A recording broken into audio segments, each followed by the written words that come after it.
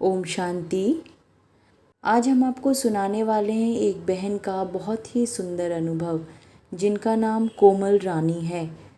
तो आइए सुनते हैं उनका स्वकथित अनुभव। कोमल रानी लुधियाना की रहने वाली हैं। इनकी उम्र 23 वर्ष है। कोमल बताती हैं कि जब ये छोटी थी तो इनके घर में सभी माता दुर्गा की बहुत पूजा पाठ किया करते थे।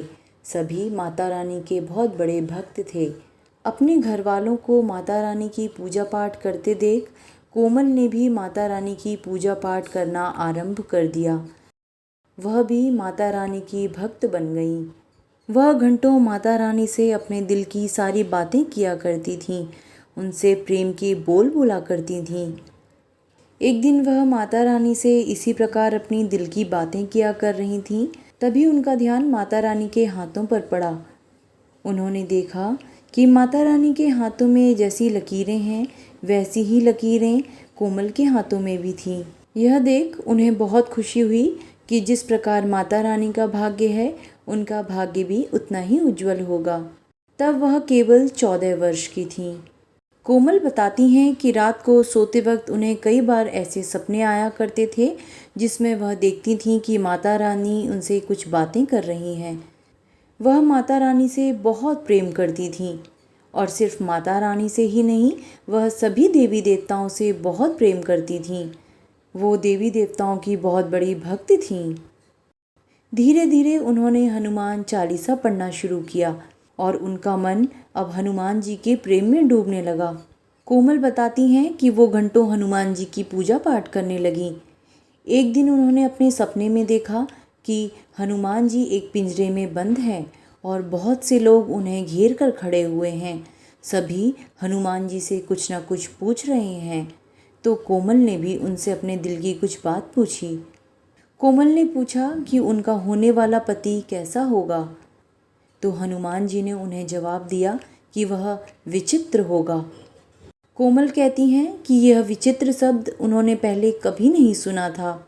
जब उन्होंने अपनी माँ से इस बारे में पूछा कि मुझे इस तरीके का सपना आया था और मुझे बताया गया है कि मेरा पति विचित्र होगा, तो इसका मतलब क्या है? तो उनकी माता ने उन्हें बताया कि विचित्र का मतलब होता है अनोखा, बिल्कुल ही अलग, सबसे अलग।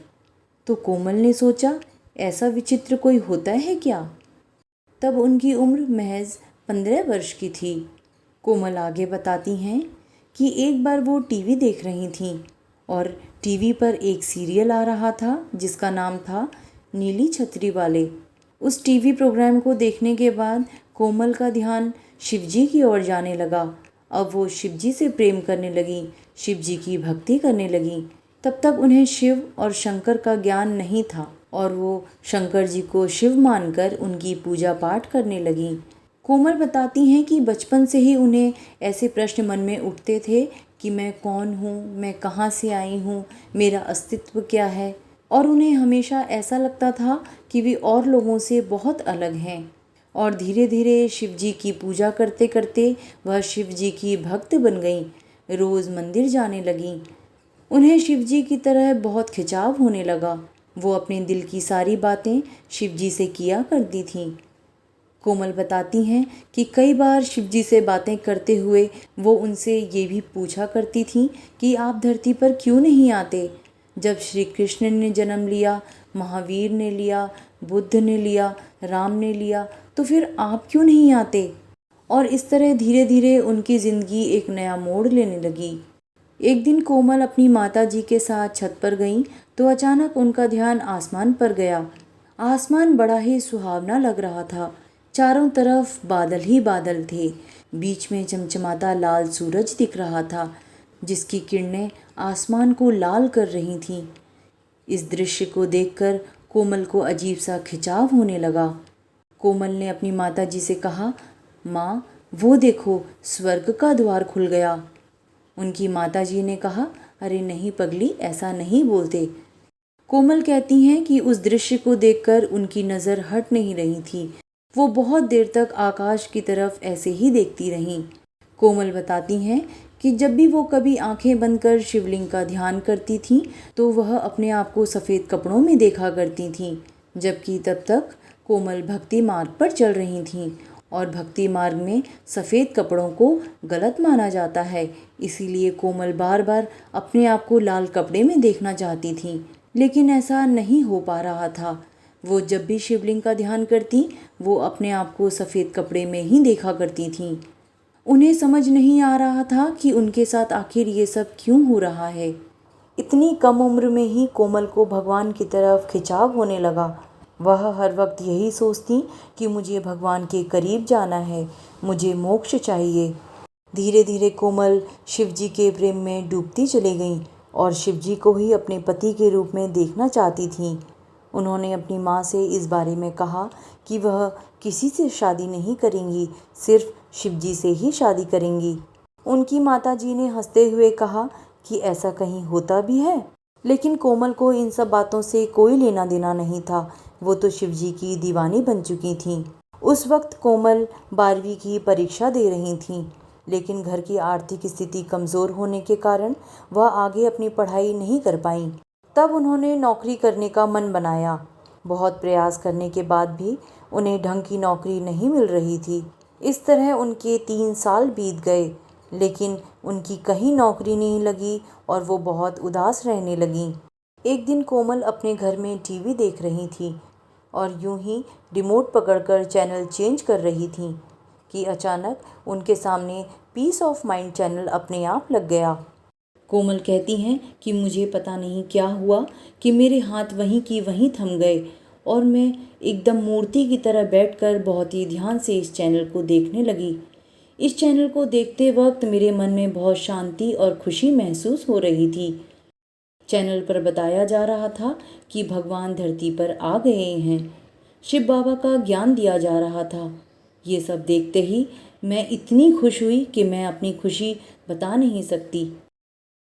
वो रोज़ पीस ऑफ माइंड चैनल देखने लगी और धीरे धीरे उन्हें ज्ञान मिलता गया। उन्होंने मुरली सुनना और पढ़ना प्रारंभ कर लिया। वो धीरे धीरे ज्ञान के रास्ते पर आने लगी। धीरे धीरे भक्ति का मार्ग छूटता गया। कोमल बताती हैं कि शिव बाबा ने उन्हें पहले भी कई बार टचिंग दी, लेकिन शायद वो उन्हें समझ नहीं पाई। वो कहती हैं कि उनकी नौकरी ना मिल पाना शायद इस बात का ही संकेत था, क्योंकि उन्हें अगर नौकरी मिल जाती तो वो उसी दुनिया में खो जाती। नौकरी ना मिलने के कारण वो घर पर बैठकर टीवी देखने लगी और अचानक पीस ऑफ माइंड चैनल उनके सामने आया और वो ज्ञान की राह पर आ गईं। कोमल कहती हैं कि शायद 12वीं के बाद उनकी पढ़ाई इसलिए छूट गई क्योंकि उन्हें देवता बनने की पढ़ाई जो करनी थी। एक बार उन्हें सपने में विचित्र पति की भी बात बताई गई थी, जो अब सच होती नजर आ रही थी, क्योंकि कोमल तो शिव बाबा को अपने पति के रूप में ही चाहने लगी थी, तो वो उनके विचित्र पति ही थे। कोमल कहती हैं कि एक बार उन्होंने छत पर जो स्वर्ग के द्वार देखे थे, वही स्वर्ग आज उन्हें टीवी पर शिव बाबा के रूप में नजर आते हैं। वही सफ़ेद चमकती मणि और वही लाल बहता प्रकाश। उन्होंने कई बार अपने आप को सफ़ेद कपड़ों में देखा था, जिसका मतलब अब उन्हें समझ में आया कि उन्हें तो ब्रह्मा कुमारी बनना था। आज वो ब्रह्मा कुमारी बन गई हैं और शिव जी को अपने पति के रूप में पा लिया है। वो कहती हैं कि बाबा ने उन्हें बहुत पहले ही अपना लिया था, बहुत से संकेत उन्हें दिए थे, लेकिन शायद वो उन्हें समझ नहीं पा रही थी। लेकिन धीरे धीरे आज वो उनके सारे संकेत समझ गई और आज वो बाबा के प्रेम में डूबकर बहुत ही खुशहाल जीवन जी रही हैं। अगर आपके पास भी अपने कोई अनुभव हैं तो आप हमारे इस वीडियो के कमेंट बॉक्स में अपना अनुभव भेज सकते हैं या हमारे व्हाट्सएप नंबर पर हमसे जुड़ सकते हैं। ओम शांति।